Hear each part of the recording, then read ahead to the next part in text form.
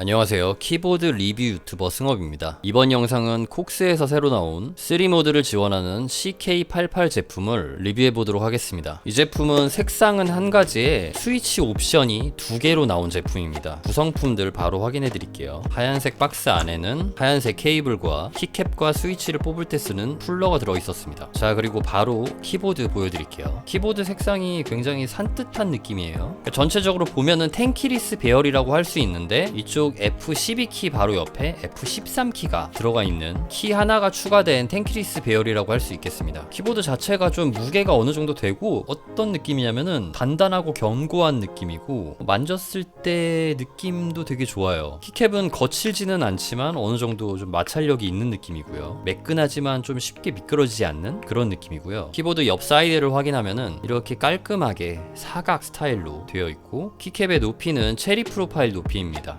이쪽에는 디퓨저가 들어가 있네요. 그리고 뒤집으면은 CK88 슈퍼 기계식 키보드라고 적혀 있고요. 반짝반짝하는 느낌 좀 있어 보입니다. 범폰은 적당한 두께의 하얗고 동그란 범폰이 이렇게 붙어져 있고요. 이 제품의 표면은 그냥 플라스틱은 아니고 플라스틱에다가 코팅이 되어 있는 그런 느낌이에요. 그래서 일반적인 키보드랑은 조금 다른 느낌이 느껴지는 것 같기도 합니다. 자, 키보드의 이쪽 면을 보면 2.4G 무선 연결 커넥터, 이거는 자석의 힘으로 이렇게 딱 들어갑니다. 쓱 넣으면은 촥 하고 들어가요. 그리고 3모드를 선택하는 커넥터 있고요. 뭔가 크게 특이한 건 없는데 좀 견고한 느낌이 있거든요. 무게 한번 재볼게요. 콕스 CK88의 무게는 1.4kg 정도 나가고요. 키캡을 좀 확인해 보도록 하겠습니다.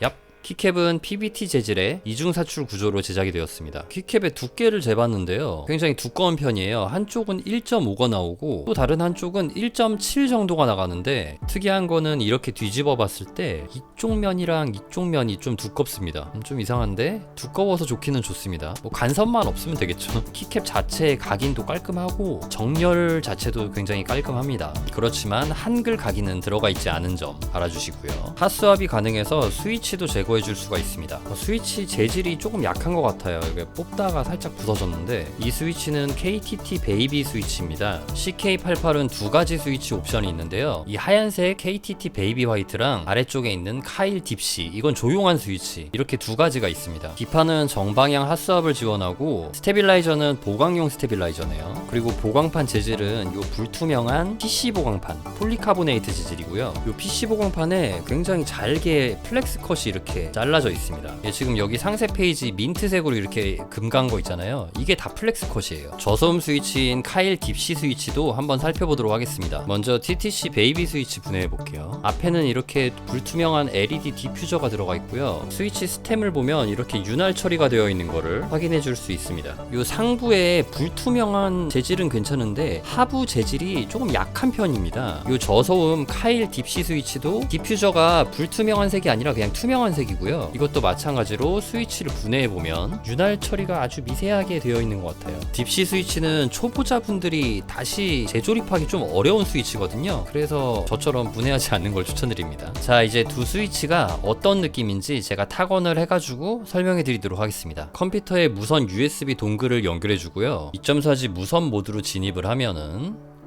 이렇게 LED가 들어옵니다. 자, 요 LED가 이쪽에도 있습니다. 사이드에도 이런 식으로 밝게 빛나고 있습니다.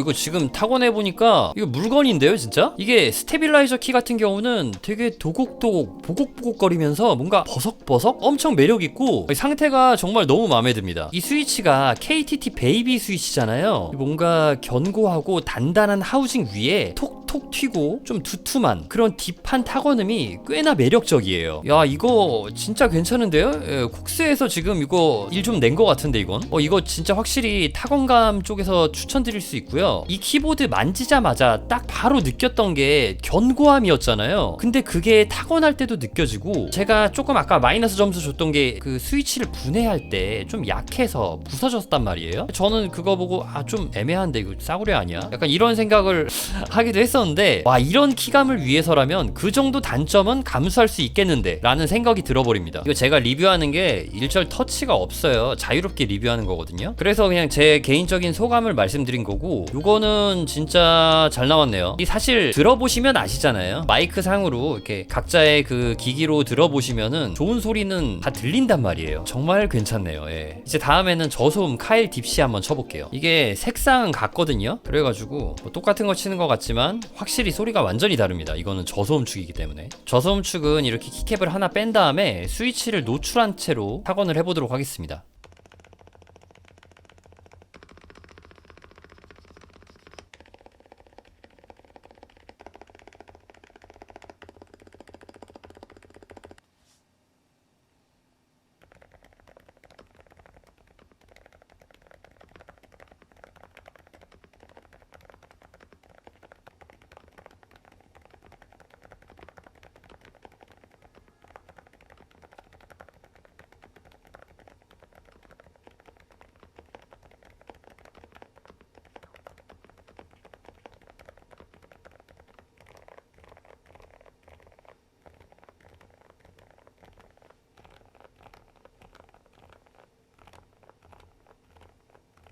자, 콕스 CK88 저소음 스위치 옵션이 들어간, 그러니까 카일 딥시 스위치가 들어간 키보드 타건을 해봤는데요. 이 스위치 같은 경우에는 좀 일반 스위치들보다는 아주 미세하게 살짝 키압이 좀 무겁다고 할 수 있습니다. 그렇다고 이렇게 막 너무 힘들어서 못 치겠다 이런 건 아니고요. 그러니까 큰 부담이 없는 정도라고 생각되고요. 이게 부드럽고 둥근 걸림이 있는 저소음 스위치인데 좀 타건하는 재미가 있는 저소음 스위치라고 할 수 있겠습니다. 걸림은 약하지 않고 적당히 살짝 강한 편인데, 이 타건할 때 손이 아플 정도의 강한 정도는 아니고 딱 뭔가 걸림을 즐길 만한 정도의 아주 적당한 강도의 걸림이 있습니다. 그 둥글둥글한 걸림이 굉장히 매력적이고, 제가 다른 키보드에서도 써봤는데 정말 매력적인 스위치라고도 생각했는데 말이죠. 근데 이 콕스의 CK88 제품에도 정말 잘 어울린다고 생각이 됩니다. 스테빌라이저 전체적으로 다 괜찮았지만 백스페이스 쪽에서 조금 살짝 그러기는 했는데, 뭐 요거는 뽑기 잘못된 정도의 수준인 것 같고요. 전체적으로는 정말 무난하고 괜찮은 스테빌라이저 감을 보여줬습니다.